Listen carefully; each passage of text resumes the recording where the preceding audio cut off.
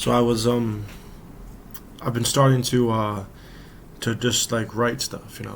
I say write stuff. That's very broad, but I'll ask, like, for example, I'll ask like ChatGPT about like topic, like prompts to write about, and like I did one today about why others always have an opinion on you, and I wrote like 2 or 3 pages about that. Um,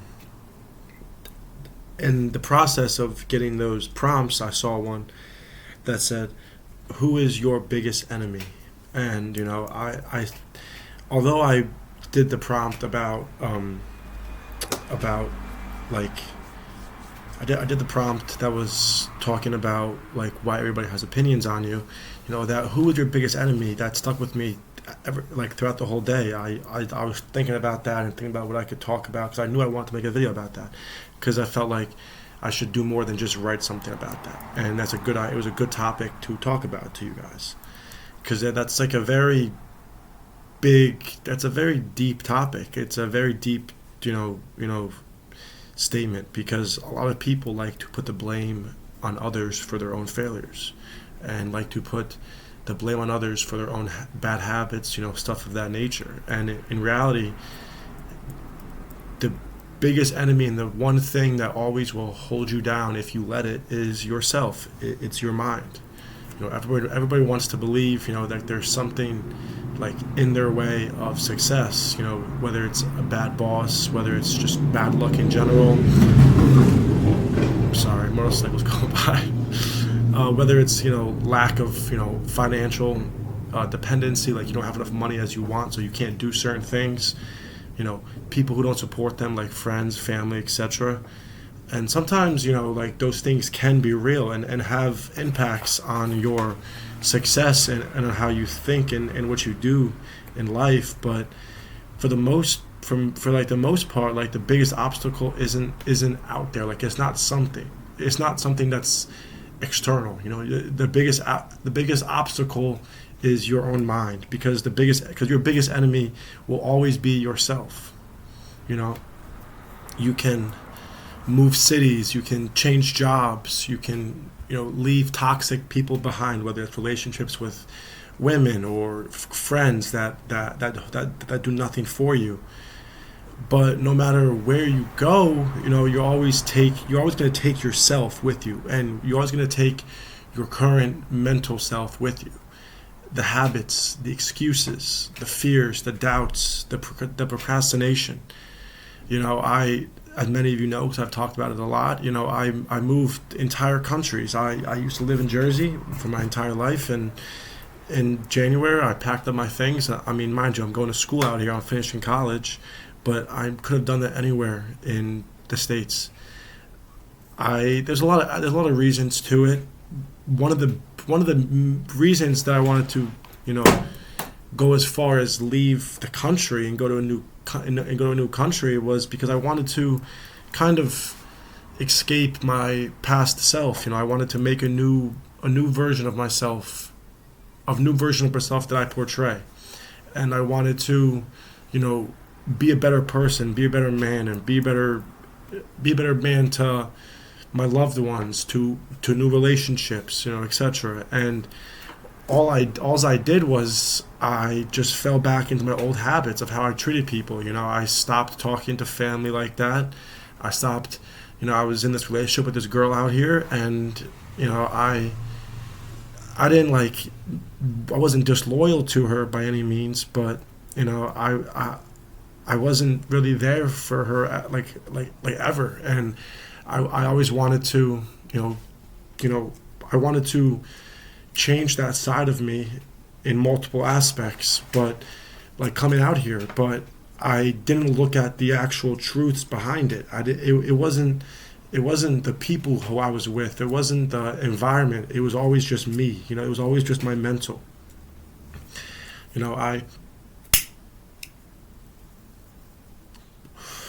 I would let, or I would say, I wouldn't say I would, because I haven't, ever since I stopped talking to this individual, this girl out here, I haven't built anybody else, so I can't say that I've changed, because I haven't had I haven't had like the proof of the change, but I've acknowledged it, and that's the first step to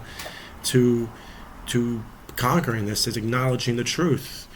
You know, I would let my mental was so bad that I would let, out like external like things affect the people that I care for the most. I would let bad grades, or I would let, I day trade, and I would let bad trading days affect my mental to the point where I was affecting other people, the people that I cared about. And I've let this happen all throughout my life, as far as back as I could remember. Everything bad in my life that happened, I always pinned it on something else besides myself. I use that as an excuse to, you're not doing bad, it's just your circumstances, or it's just the people you're around, or it's the people that you're around that aren't helping you. If you think that they should, they're not. But in reality, nobody's ever truly going to be there for yourself besides you. You have to acknowledge the fact that nobody's going to help you or save you in life to the extent that you can do that, to the extent that you can help yourself. One of my biggest achievements I could say out here was I'm going to go back home in 3 weeks and I'm going to smoke some pot, but I'm only going to be home for 4 weeks. I've successfully beat, my addiction towards weed. That's one thing that I always let eat myself up, was I would always just want to be high, and I always wanted to be high to escape some of these exact thoughts that I was just talking about. And I always would say, like, all my friends smoke, so obviously I'm going to smoke, or all my friends vape, so obviously I'm going to vape, when in reality that decision comes from you. You make the decision to go smoke that joint, or to go buy that vape, or to go buy those pre-rolls, or to go to the fucking weed dealer the next town over and go buy some weed. I made those decisions myself. And once I've had plenty of opportunities to get weed out here, even though it's illegal. I have plenty of friends at my school that do all that stuff, and every time that I was offered it, I realized the steps that I've taken, the rebuilding of my brain that I've been doing, because weed destroys your brain. You can get that back somewhat, and I've been taking good steps to that. And I would always look back and just be like, why would I alter the progress and, all that stuff that I've made, when just for this quick 2 hours of being high. I look back, and I've come to a plethora of realizations living out here, because I have more time to myself to think. Living by yourself, you definitely get a good grasp of who you are, and what you want, and your issues, and in some aspects you find out who you truly are because you're by yourself. I have a couple of friends here, mind you, they're all home, so I've been by myself for the last 2 months, ever since the semester ended a little under 2 months ago. So I've been pretty much on my own, and all that I've come to realize about myself was that I just made so many excuses. But I made so many excuses for myself to make myself feel better about the things that I was doing, about the situation I was putting myself in. And I would let those things affect the things that I wanted to do.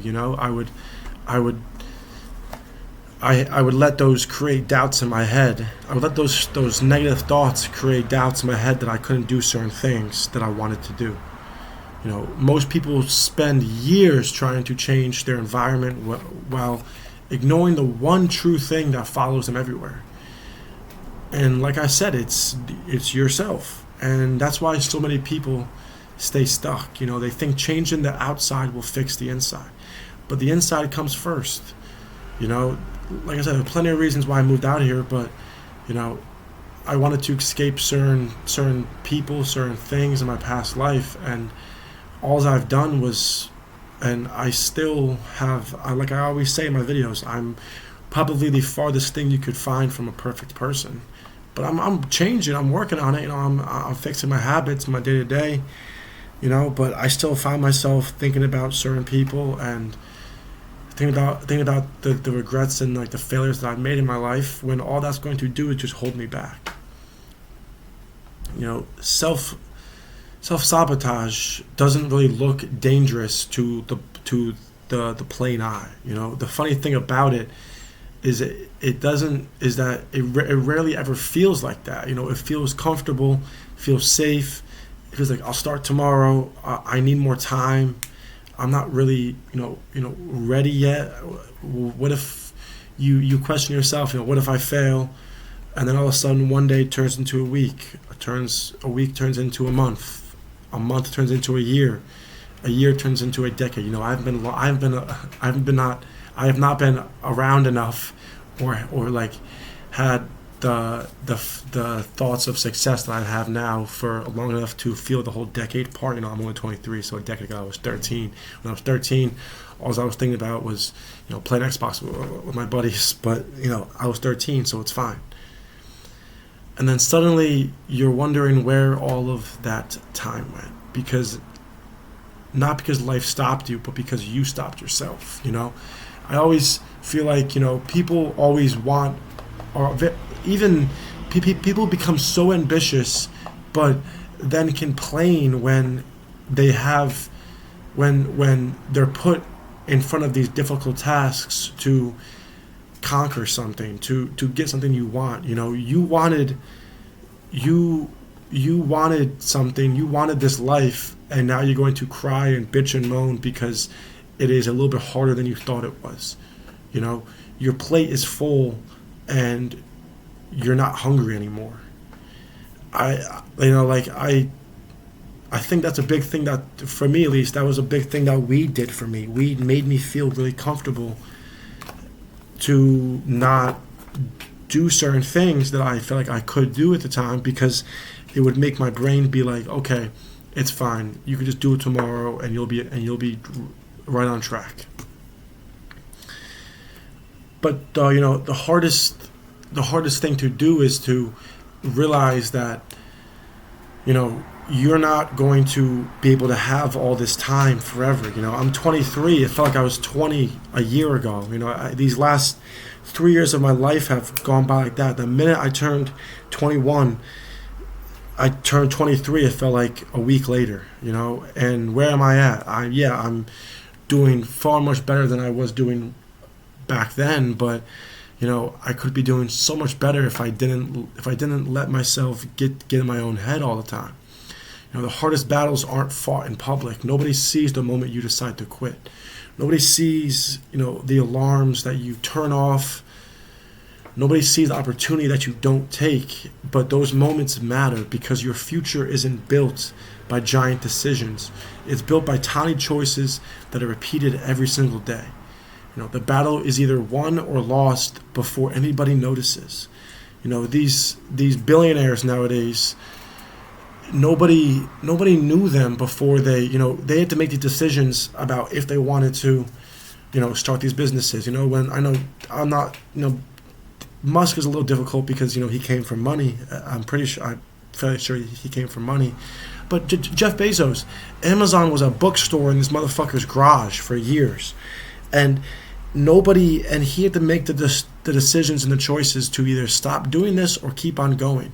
And nobody saw those decisions being made. Everybody just sees this ultra billionaire who, doesn't do the things that they want him to do with his own money. But nobody sees the trials and tribulations that he had to go through in his life. Nobody was there.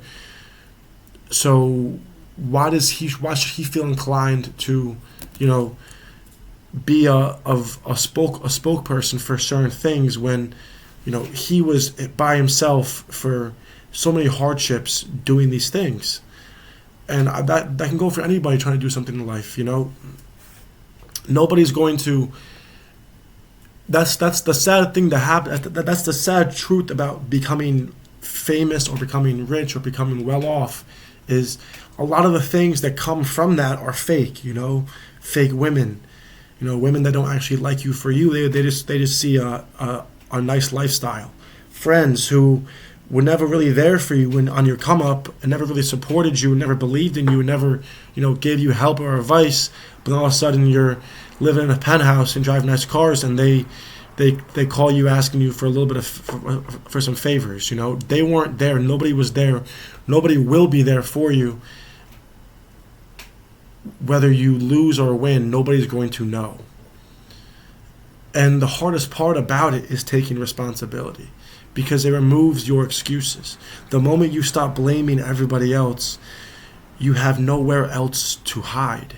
But it's also where your power comes from, because if you are responsible for your actions, then you can change them. If your choices created your current path, your choices can also create a new path. That is not, bad news whatsoever. That is just called freedom. The truth is that you will spend every second of your life with one person, and that person is yourself. You can be your own worst enemy, or you can become your greatest ally. Every day your discipline every day you feed discipline instead of excuses. Action instead of fear, growth instead of comfort.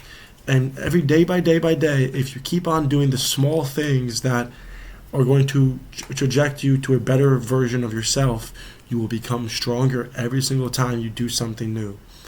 I during the semester, I had a good routine. I was getting up at 8, 9 a.m. every day. I was getting my cardio in. I go to my school gym. It's a 10-minute walk, so I go to the school gym, get on the bike for an hour. And once the semester ended, for the first week, I was finding myself being lazy, staying up till 3 a.m., 4 a.m., watching movies, doing bullshit, scrolling my phone, waking up at like 11 a.m., noon.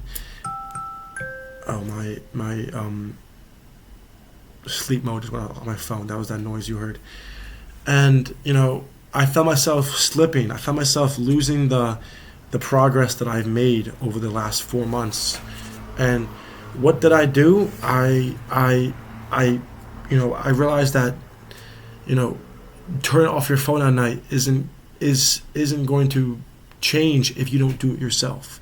Get up in the morning and go to the gym, or doing push-ups or doing core isn't going to change if you don't make the steps and actually doing it. I will end this off with this last line. The greatest battle you will ever fight again isn't against the world. It's against the version of yourself that wants to stay exactly where you currently are. So with all that being said, I'm going to end this video here, and I will talk to you guys later.